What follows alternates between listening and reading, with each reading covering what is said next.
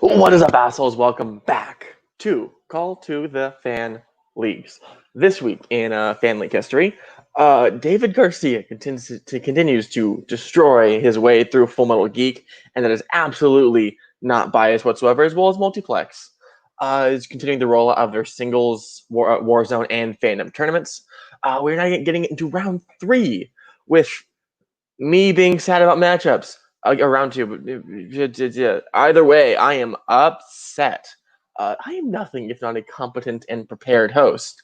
Speaking of competent and prepared, I believe I am competent and prepared in the formation of this new trivia league on this channel. And actually, I should just show you opening night trivia.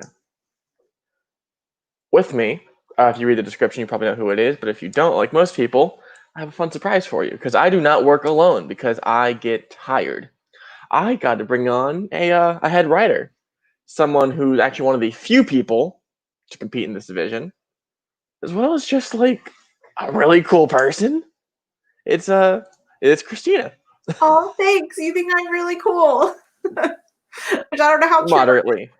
but I'm happy to help in any way that I can. So I'm very excited to be a part of this with you. I luckily have a lot of free time this summer, so I'm happy to help you out, get this thing started, and get this going. Yeah.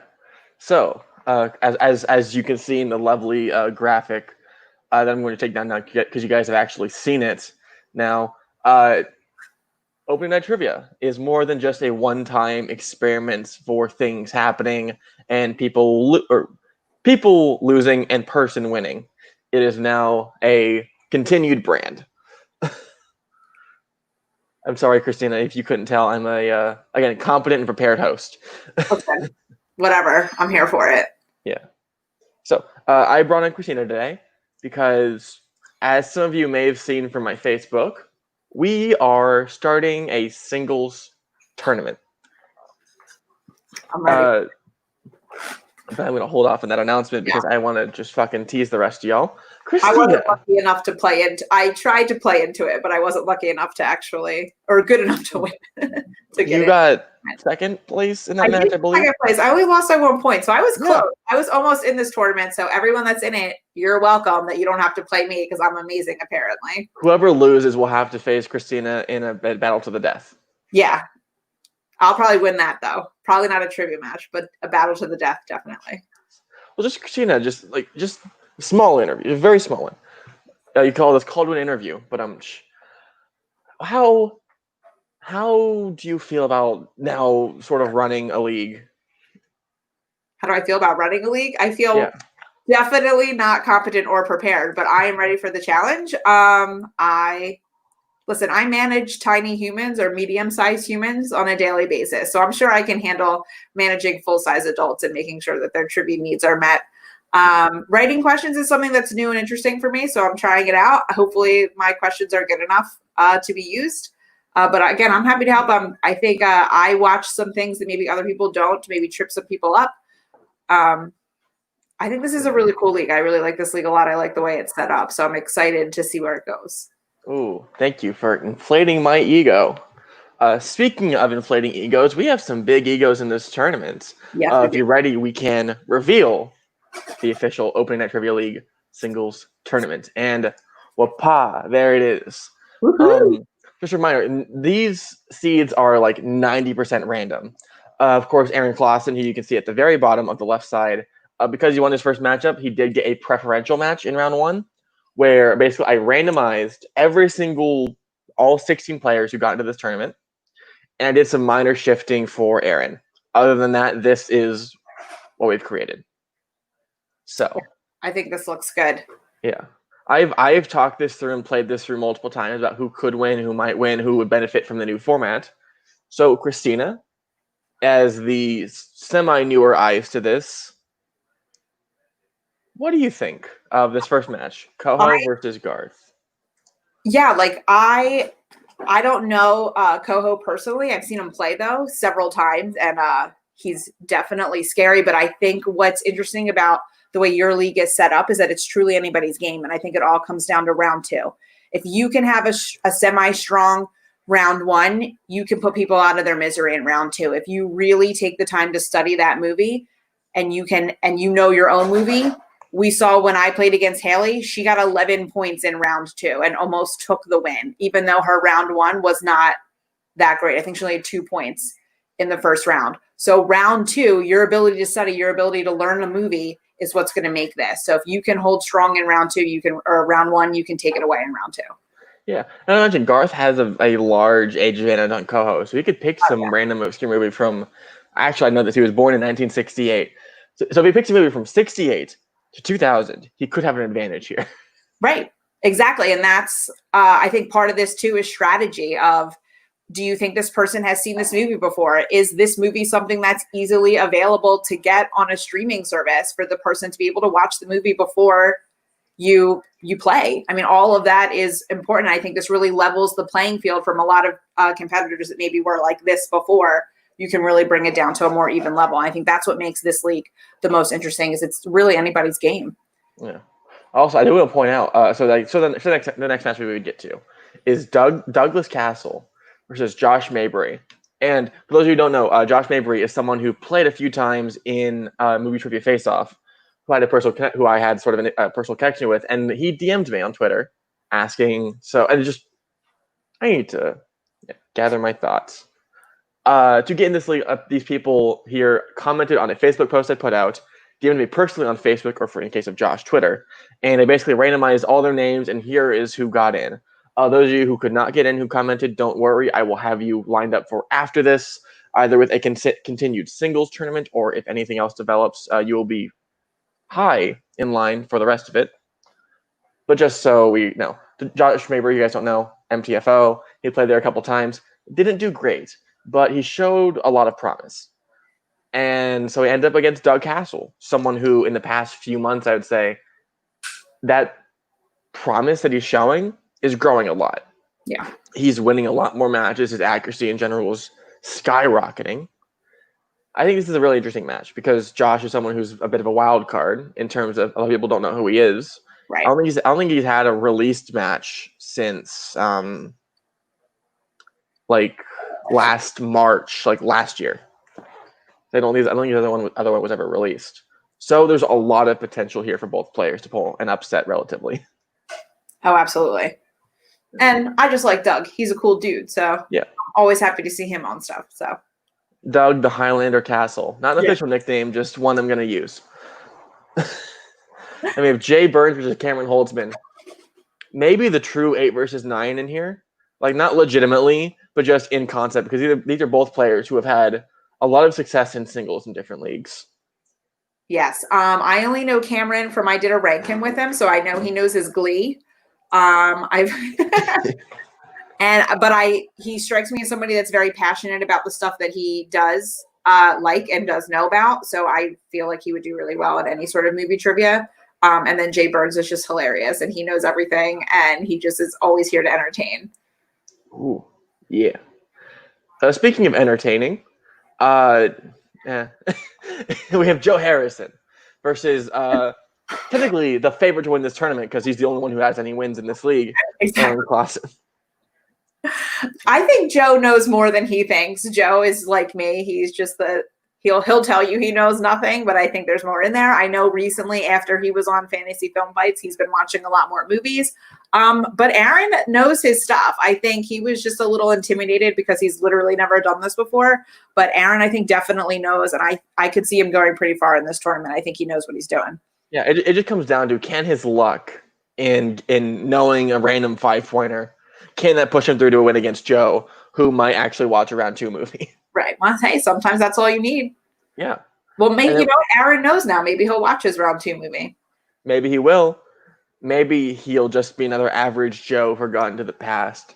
That's a pun on 2 different levels. Speaking of, Caleb Boatman versus Bill Carriola. My mortal enemy versus my mortal enemy.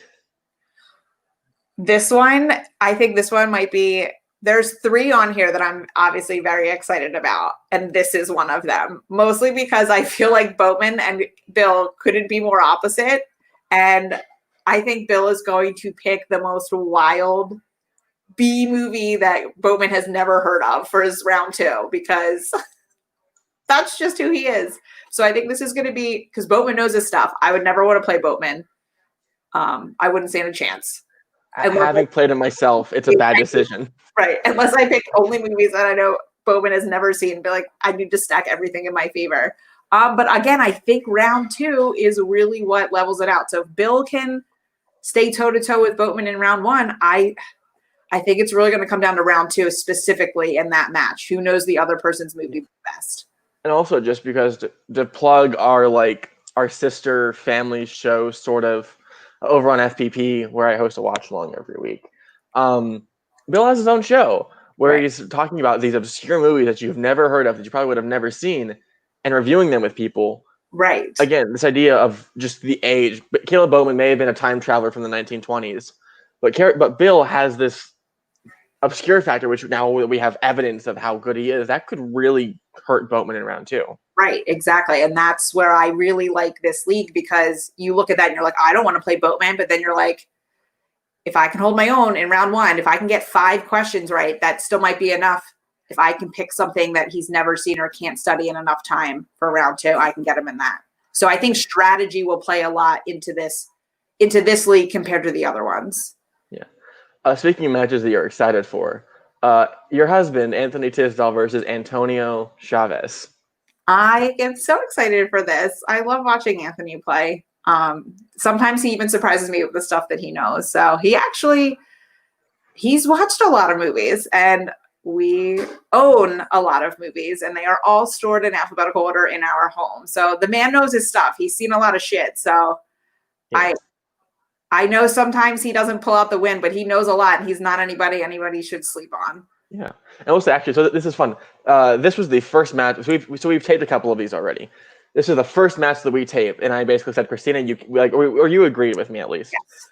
Can't come on as a head writer until we tape this first match to make everything fair. Correct. And it was me furiously writing, and I could feel your energy screaming at Anthony to prep for these deep cuts. Yeah. And like marathoning him through every single random question about the movie featured here. Yep. So I was happy to help him, but yeah, we kept everything fair. I was not part of writing anything until after his match was taped. I want to make sure that that's out there. Yeah. And if he wins, oops. Well, if he wins, he's not playing again until round 2 anyway. So yeah, we got time. We have plenty of time. And I'm assuming this is the third match you're excited for. Cameron Bradshaw versus Peggy Govins. My girl, Peggy. My guy, Cameron. Listen, Peggy knows her stuff too. And there's absolutely nothing against Peggy. She's a very good player. We've seen in Full Metal what she can do in teams. But Cameron Bradshaw is the greatest rookie of 2020. I have no stats to prove it, but he's my partner and deals with my shit on the daily. Therefore, he has to be the best. Oh, okay. Well, Peggy is just amazing and has girl power and knows rom-coms and sports movies better than anyone. And she's just awesome and a great person. So I think she's going to win because she's amazing. We'll see when you two go toe-to-toe in a Full Metal random about rom-coms, and I'll just sit there dumbfounded at whatever these movies are. And then our last matchup of round 1, Amaro Moses versus Jake Meltzer. Meltzer is someone who hasn't really had a lot of time in other trivia leagues. He's had a few appearances in Full Metal Classic, as well as a few appearances in FPTL. No like formal ranked play yet. His debut. But he knows his stuff. Yeah, no, he's fucking emphasis on terrifying. Yes. I think he has a wild card factor. He's someone who I've looked at for a while, just trying to figure out what he's good at and what like falls under his umbrella of what he doesn't know. And I don't know. I don't know what to expect from him. There's not much he doesn't know. Yeah. And that's a problem. If you're playing him. Yeah. But I think it's interesting because if you look at this, go ahead. But Rue knows a lot of stuff. So this one, I feel like this is going to be a bloodbath between the two of them. And well, Rue's someone who I've seen work a few times in Full Metal and in Full Metal, both in singles and geek and in multiplex fandom.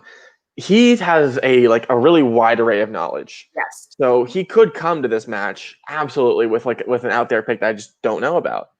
Again, this idea of I'm not the paramount of knowledge, but if you could pick a movie which is just relatively obscure, if I don't know about it, there's a good chance that it could also just be hard to find or not very big. I think this is, again, this idea of an 8 and a 9. I think Amaru and Jake could be an 8-9 depending on how smart they play round 2, how good their strategy is in this game.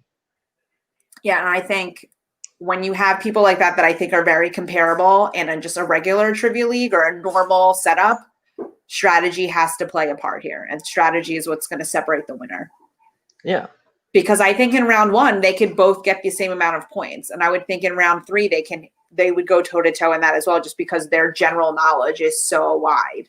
Yeah. So round 2 is that's what's going to, and they're probably going to be a 1 to 2 point decision on who wins that match. Yeah.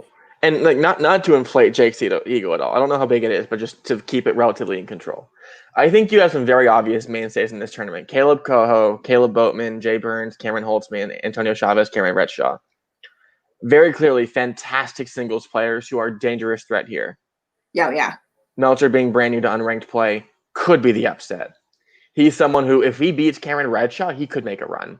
And that's a scary thought because, again, we don't know what he could do.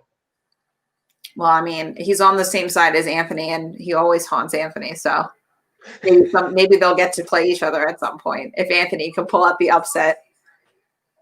If he makes it past Antonio, if Anthony can pull up the upset against Bill or even more Boatman, maybe Anthony will get to Jake.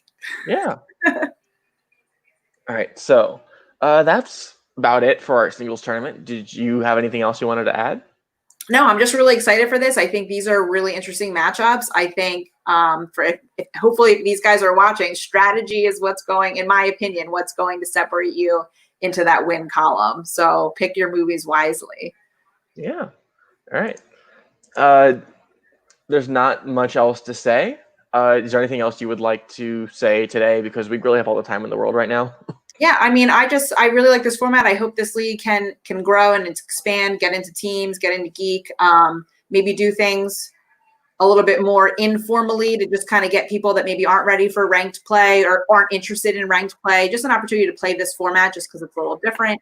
I think you have a lot of opportunity here to make this like a double-edged sword in the sense of having ranked and competitive play and just having play for fun. Obviously, we're a little far away from that because it just started, but I think that's something that it could grow into. You see, this is something. It was like the league being brand new. We want to work towards that. So if you guys enjoy the format, if you want to continue working and seeing this show grow, show passion for it. Like, comment, subscribe, watch all the matches, and if it keeps doing well, we can push for new developments, like what Christina said, with this unranked play where you can get used to the format without the idea of losing anything on your record, or who knows, maybe a geek division in the future. I have people who have voiced interest in that. One of them in the live chat here, where if this goes well, we could look into that, or a teams division if that's the next step. Anything does. But the first thing you have to do, you have to watch the matches. And it's a good thing we already have one lined up, and I already mentioned it before. The first match that we're going to be releasing on Monday is Anthony versus Antonio, the A's versus the A's. I'm sure that means something somewhere. I just realized it was a fun coincidence. Obviously, Christina very happy. And after that match, Christina will officially be the head writer of Opening Night Trivia. I'm excited. I've never been the head writer of anything before because I don't do writing. I'm in college and I don't do writing, so you know what? It's good. It's a good thing you're here. All right. Do you have any final thoughts before you end this episode? Just a relatively short announcement. No, just my friend Aaron is in the chat, and he has this really awesome podcast called Digesting Dark, and everyone should check it out because he's ranked pretty high on, I believe, the Apple Podcast, and you can just check him out wherever you find your podcast and watch Dark on Netflix because it's a super awesome show. And check out Tony's League because he's amazing. So yeah, everyone just support all of my friends and everything that they do because they're awesome. Yeah. You can also support me by subscribing to the channel. But also, you can follow me on Twitter at TemekuFilmNerd. Is that TEMEKU Film Nerd? Again, on Monday we are dropping Anthony Tisdale versus Antonio Chavez, the first match of this singles tournament. I'll be announcing hopefully everything before then, and also just so you guys know, this is still an all fan league show. again, coming next week, I will be talking about Multiplex and Full Metal and any other new leagues that might come up. Who knows? But I will still be still talking about everything. This isn't a biased, like, whatever you want to call it. This isn't a propaganda machine for my league. It is talking about everyone. Also, I see you in the chat. If you guys, again, if after this tournament, if you guys want to play, you can get a match after this tournament finishes taping. So keep an eye, watch the rest of it, and when it is finished, harass me until you get a match, because I can promise you'll get one, because I have a very low tolerance for annoying me. These guys annoying? Never. All right. So for Christina, for me, thank you for watching Call to the Fan Leagues. Stay inside, stay safe, wash your hands, wash your face. And of course, I hope you get KOs. I hope you don't get KO'd. And just please have a wonderful rest of your day. Life is important. Please live it to the fullest. Catch you on the flip side. Bye, guys.